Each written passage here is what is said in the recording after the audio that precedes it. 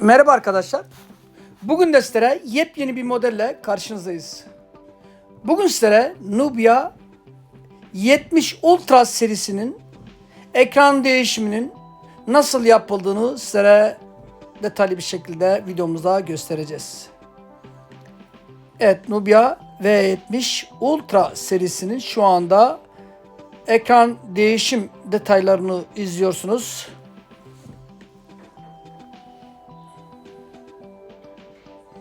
Öncelikle telefonumuzun arka kapağını sökeceğiz arkadaşlar. Nubia V70 Ultra. Tufan İletişim olarak Türkiye'nin bütün bölgelerine hizmet sağlamaktayız bu arada. Ücretsiz kargo hizmetimiz mevcut. İstanbul içinde oturanlar ise metrobüs Marmara ile geldikleri takdirde ekran değişimi, cam değişimi, batarya değişimi, anakart onarımı ve benzeri bütün işlemleri telefon içinde hiçbir bilgi silinmeden onarıp teslim ediyoruz. Evet, kapağımızı şu anda söküyoruz arkadaşlar. Biz de sessiz bir şekilde işlemlerimize devam edeceğiz. Lütfen videomuzu beğenmeyi ve YouTube kanalımıza abone olmayı unutmayın.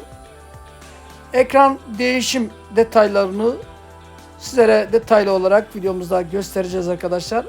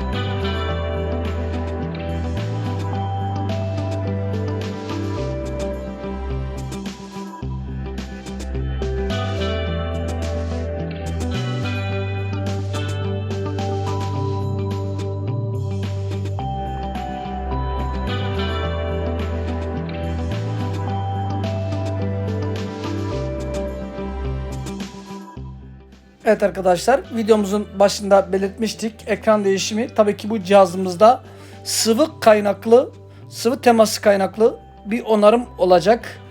Cihazımız komple gördüğünüz gibi oksitlenme mevcut, onun için. Görüyorsunuz arkadaşlar, Nubia 70 Ultra cihazın sıvıdan kaynaklı ekran veya konnektörler komple gitmiş. Biz bunun onarımını sağlayacağız tabii ki.